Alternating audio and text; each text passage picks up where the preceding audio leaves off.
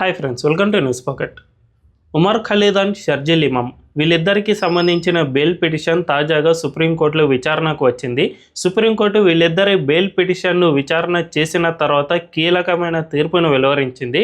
అదేమిటంటే వీళ్ళిద్దరికీ మాత్రం అసలు బెయిల్ ఇచ్చే ప్రసక్తే లేదు. వీళ్ళు మరోసారి బెయిల్కు అప్లై చేసుకోకుండా 1 year వరకు మేము రిస్ట్రిక్షన్ విధిస్తూ ఉన్నాం.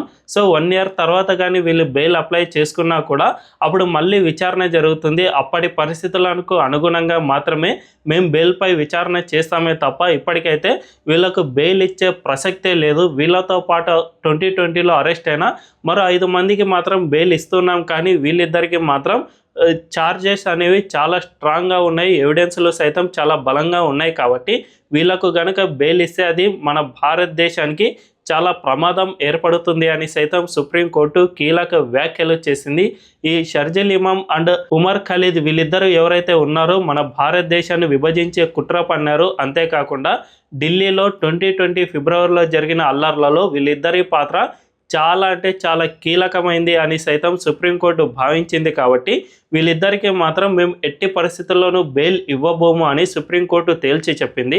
అయితే షర్జిల్ ఇమాం అండ్ ఉమర్ ఖలీద్ మన భారతదేశానికి వ్యతిరేకంగా ఏ విధంగా కుట్ర పన్నారు అండ్ మన భారతదేశాన్ని విభజించే విధంగా వీళ్ళు ఎలాంటి ప్లాన్లు రచించారు, ఢిల్లీలో జరిగిన అల్లర్లలో వీళ్ళు ఎలాంటి కాన్స్పిరసీ థియరీని తయారు చేశారు అనే విషయాలను మనం ఈ వీడియోలో తెలుసుకుందాం.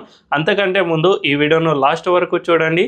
ఇందులోని కంటెంట్ కనుక మీకు నచ్చినట్లయితే ఖచ్చితంగా మా ఛానల్ను సబ్స్క్రైబ్ చేసుకొని బెల్ ఐకాన్ క్లిక్ చేయడం అస్సలు మర్చిపోద్దు. ఇక డీటెయిల్స్లోకి వెళ్తే 2020లో ఈశాన్య ఢిల్లీలో అల్లర్లు జరిగాయి. ఈ అల్లర్లలో 53 మంది చనిపోయారు. ఇందులో ఎక్కువగా హిందువులే ఉన్నారు. అంతేకాకుండా 250 మందికి పైగా గాయపడ్డారు. దీంతోపాటు ఈ ఈశాన్య ఢిల్లీలో జరిగిన అల్లర్ల ద్వారా మన భారతదేశ ప్రతిష్టను పూర్తిగా దెబ్బతీసే కుట్రకు పన్నారు. ఈ కుట్ర మొత్తంగా షాహీన్ బాగ్లో జరిగిన యాంటీ సిఏఏ నిరసనల ద్వారా బయటకు వచ్చింది. ఈ యాంటీ సిఏఏ అంటే కేంద్ర ప్రభుత్వం సిఏఏ అమెండ్మెంట్ యాక్ట్ అనేది ఒకటి తీసుకువచ్చింది. అంటే ఇతర దేశాలు, మన నైబర్హుడ్ దేశాలు బంగ్లాదేశ్, పాకిస్తాన్, ఆఫ్ఘనిస్తాన్ ఇలాంటి దేశాల్లో హిందువులు పెద్ద ఎత్తున అణిచివేత లేదంటే వివక్షను ఎదుర్కొంటూ ఉన్నారు. కాబట్టి వాళ్ళను మన భారతదేశంలోకి తీసుకొచ్చి వాళ్ళు గౌరవంగా బతకడానికి ఇక్కడ మనం పౌరసత్వం ఇవ్వాలి అని కేంద్ర ప్రభుత్వం నిర్ణయించింది. గతంలో గాంధీ అండ్ అంబేద్కర్ సైతం ఇదే అభిప్రాయాన్ని వ్యక్తం చేశారు. కాబట్టి కేంద్ర ప్రభుత్వం 2020లో ఈ సిఏఏ బిల్లును పార్లమెంట్లో పాస్ చేయించింది. సో ఆ తర్వాత దీనికి వ్యతిరేకంగా షాహీన్ బాగ్లో పెద్ద ఎత్తున నిరసనలు తెలుపుతూ వచ్చారు. కొన్ని నెలల తరబడి ఈ ప్రాంతంలో నిరసనలు అనేవి జరిగాయి. ఇందులోనే ఈ షర్జిల్ ఇమాం అండ్ ఉమర్ ఖలీద్ పెద్ద కుట్రనే పన్నారు. షర్జిల్ ఇమాం ఈ నిరసనల్లో మైక్ పట్టుకుని ఏమని చెప్పాడంటే, భారతదేశంలోని కేంద్ర ప్రభుత్వం గద్దె దిగిపోవాలి అంటే ఖచ్చితంగా ఇతర రాష్ట్రాల నుంచి ఈశాన్య రాష్ట్రాలను వేరు చేయాలి. ఇందుకు సిలిగురి చికెన్ నెక్ కారిడార్ అనేది చాలా కీలకంగా ఉపయోగపడుతుంది. ఈ కారిడార్ అనేది చాలా నేరో స్ట్రెచ్, అంటే 22 కిలోమీటర్ల వెడల్పు మాత్రమే ఉంటుంది కొన్ని చోట్ల. సో ఇంత తక్కువ భూభాగాన్ని కనుక దిగ్బంధిస్తే ఖచ్చితంగా ఈశాన్య రాష్ట్రాలు మన దేశం నుంచి వేరైపోతాయి. అంతేకాకుండా ఈ నేరో స్ట్రెచ్ ఏదైతే ఉందో ఇక్కడ ఎక్కువగా ముస్లిం జనాభా చాలా ఎక్కువగా ఉంది. కాబట్టి మీరు కనుక దాన్ని దిగ్బంధిస్తే ఖచ్చితంగా భారతదేశం పూర్తిగా దిగి వస్తుంది, మన దేశం నుంచి ఈశాన్య రాష్ట్రాలు వేరైపోతాయి. కాబట్టి కేంద్ర ప్రభుత్వం అధికారాన్ని కోల్పోతుంది అనే విధంగా షర్జిల్ ఇమాం బహిరంగంగానే ప్రకటన చేశాడు. అంతేకాకుండా ఇటు ఉమర్ ఖలీద్ ఎవరైతే ఉన్నారో ఈ ఉమర్ ఖలీద్ అనే వ్యక్తి తండ్రి గతంలో సిమి ఉగ్రవాద సంస్థలో నాయకుడిగా పనిచేశాడు. సో అతని కుమారుడే ఈ ఉమర్ ఖలీద్. ఇతను ఏం చేశాడు అంటే, ఈ షాహీన్ బాగ్ నిరసనలలో ఒకవైపు జరుగుతూ ఉండగానే అదే సమయంలో ట్రంప్ మన భారతదేశ పర్యటనకు వస్తూ ఉన్నాడు. ఈ పర్యటనలో భాగంగా ఢిల్లీలోని ఈశాన్య ప్రాంతంలో పెద్ద ఎత్తున మనం అల్లర్లు సృష్టించాలి, తద్వారా ఇది ఇంటర్నేషనల్ ఇష్యూగా మారిపోతుంది. అప్పుడు భారత్పై అన్ని దేశాలు ఒత్తిడి చేశాయి, తద్వారా మోదీ ప్రభుత్వం గద్దె దిగిపోవడమో లేదంటే వెనక్కి తగ్గడమో జరుగుతుంది అనే విధంగా ఈ ఉమర్ ఖలీద్ ఎవరైతే ఉన్నాడో ఇతను కూడా ప్లాన్ చేశాడు. తద్వారా ఈశాన్య ఢిల్లీలో పెద్ద ఎత్తున అల్లర్లు సృష్టించాడు. ఈ అల్లర్లలో ఏకంగా 53 మంది చనిపోయారు. అంతేకాకుండా ట్రంప్ పై సైతం ఒత్తిడి తీసుకువచ్చేందుకు ప్రయత్నాలు చేశారు. ఈ రెండు కూడా దేశద్రోహం కిందికే వస్తాయి. మన దేశంలో ఒకరిని ప్రేరేపించడం ద్వారా అల్లర్లు క్రియేట్ చేయడం, లేదంటే మన దేశం నుంచి కొన్ని ఇతర భూభాగాలను వేరు చేసే ప్రయత్నాలు చేయడం, ఇవన్నీ కూడా అల్లర్లు క్రియేట్ చేసే ఉద్దేశంలో భాగంగానే జరుగుతూ ఉంటాయి. కాబట్టి ఖచ్చితంగా వీళ్ళిద్దరూ కూడా దేశద్రోహ నేరానికే పాల్పడ్డారు అనే విధంగా 2020 ఫిబ్రవరిలో వీళ్ళిద్దరిని కేంద్ర ప్రభుత్వం అరెస్ట్ చేసింది. అప్పట్లో వీళ్ళతో పాటు చాలామందిని అరెస్ట్ చేసింది. వీళ్ళంతా కూడా కొన్ని సంవత్సరాల పాటు జైల్లో ఉన్న తర్వాత ఒక్కొక్కరికి మెల్లిమెల్లిగా బెయిల్ వచ్చింది. తాజాగా కూడా వీళ్ళిద్దరు బెయిల్ పిటిషన్ విచారణ చేసే సమయంలోనే 5 మందికి బెయిల్ ఇచ్చేశారు. వీళ్ళంతా కూడా 6 సంవత్సరాల వరకు జైల్లో ఉన్నారు కాబట్టి ఇప్పుడు బెయిల్ వచ్చేసింది. సో వీళ్ళిద్దరికి మాత్రం అస్సలు బెయిల్ ఇచ్చే ప్రసక్తే లేదు. విచారణ లేట్ అయిందనో కారణంతోనో, లేదంటే ఇతరత్ర కారణాలతోనో వీళ్ళకు బెయిల్ ఇవ్వడం అనేది అస్సలు కుదరదు అని సుప్రీంకోర్టు తేల్చి చెప్పేసింది. ఇటు ప్రభుత్వం సైతం వీళ్ళిద్దరూ కూడా విచారణకు సహకరించడం లేదు. ఒకవేళ సహకరిస్తే వీళ్ళపై విచారణ పూర్తవుతుంది. తద్వారా కోర్టులో ట్రయల్స్ అనేవి పూర్తవుతాయి.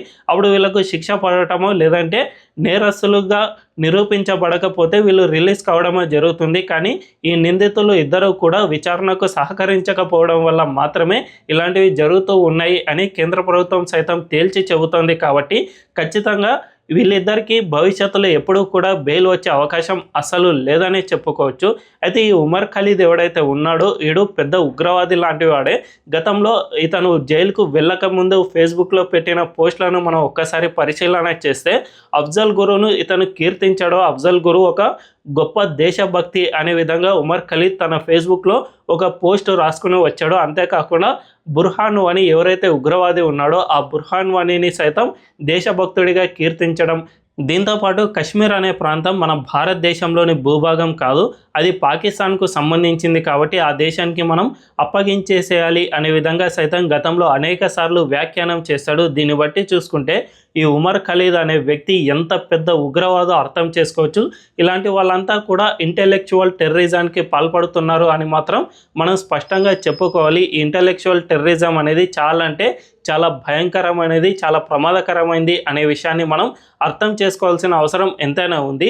ఇప్పుడు ఈ ఉమర్ ఖలీద్ జైల్లో ఉన్నా కూడా వీళ్ళ తండ్రి రీసెంట్గా న్యూయార్క్ మేయర్ అయిన జోహరాన్ మమ్దానీని కలిసి వాళ్ళను అభ్యర్థించాడు. భారతదేశంలో మైనారిటీలంతా స్వేచ్ఛగా లేరు, వాళ్ళపై అణిచివేత జరుగుతోంది, తద్వారా అమెరికా మా దేశంలో జోక్యం చేసుకోవాలి అనే విధంగా వీళ్ళంతా కూడా జోహరాన్ మమ్దానీని అభ్యర్థించగా రీసెంట్గానే 8 మంది అమెరికా చట్టసభ సభ్యులు భారత్కు లేఖ రాశారు. ఉమర్ ఖలీద్ అండ్ షర్జిల్ ఇమామ్ ఇలాంటి వాళ్ళను మీరు విడుదల చేయాలి అనే విధంగా వీళ్ళు మన భారతదేశాన్ని కోరారు. అంతేకాకుండా జోహరాన్ మమ్దానీ అయితే ఏకంగా తన సొంత అక్షరాలతో ఒక లెటర్ను రాసి భారత్కు అందజేశారు. అంటే ఖచ్చితంగా వీళ్ళ కాన్స్పిరసీ థియరీ విదేశాలలో ఎంత పెద్ద ఎత్తున ఉందో అర్థం చేసుకోవచ్చు. జోహరాన్ మమ్దానీని కలవడం వల్ల అంతర్జాతీయంగా భారత్లో మైనారిటీలపై జరుగుతున్న ఆకృత్యాలు, లేదంటే వాళ్ళపై వివక్ష జరుగుతుంది అనే విధంగా వీళ్ళు నిరూపించే ప్రయత్నాలు చేశారు. ఇంత పెద్ద ఎత్తున వీళ్ళు ఇప్పటికీ కూడా మన దేశానికి వ్యతిరేకంగా కుట్రలు పన్నుతున్నట్టు స్పష్టంగా అర్థం చేసుకోవాలి.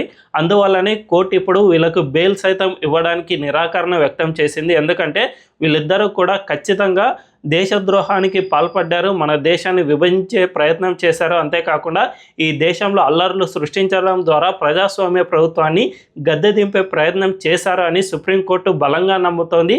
ఇదే వ్యాఖ్యలను తాజాగా చేసింది. కాబట్టి ఖచ్చితంగా మరో ఏడాది పాటు అయితే వీళ్ళిద్దరికీ సైతం ఎక్కడా కూడా బెయిల్ వచ్చే అవకాశమే లేదు. ఏడాది తర్వాత కూడా వీళ్ళు బెయిల్ పిటిషన్ను దాఖలు చేసుకున్న అది మళ్ళీ విచారణకు వచ్చేసరికి ఎప్పుడో ఒక 6 నెలలు, మరో సంవత్సరం పట్టే అవకాశం ఉంది. కాబట్టి ఖచ్చితంగా దాదాపు 8 సంవత్సరాలైనా సరే వీళ్ళు జైల్లో ఉండి వస్తారు అని మాత్రం మనం ఖచ్చితంగా చెప్పుకోవచ్చు. కేంద్రంలో మోదీ ప్రభుత్వం ఇలాగే కనుక కంటిన్యూ అయితే వీళ్లకు ఎట్టి పరిస్థితుల్లోనూ బెయిల్ రాకుండా చూసుకుంటుంది. ఒకవేళ అదే కాంగ్రెస్ ప్రభుత్వం కనుక అధికారంలోకి వస్తే ఇలాంటి దేశద్రోహులు కొన్ని నెలల్లోనే విడుదల అయిపోతారు, మన జనావాసాల్లో చాలా స్వేచ్ఛగా తిరుగుతారని చెప్పుకోవాలి. ఇలాంటి వాళ్ళంతా చాలా స్వేచ్ఛగా తిరుగుతారు. ఇదే కాంగ్రెస్కు అండ్ మోదీ ప్రభుత్వానికి మధ్య ఉన్న తేడా. ఈ విషయంపై మీ అభిప్రాయం ఏంటో కామెంట్ల రూపంలో తెలియజేయండి. అండ్ ఈ వీడియో కనుక మీకు నచ్చినట్లయితే ఖచ్చితంగా మా ఛానల్ను సబ్స్క్రైబ్ చేసుకుని బెల్ ఐకాన్ను క్లిక్ చేయడం అస్సలు మర్చిపోవద్దు. Thank you.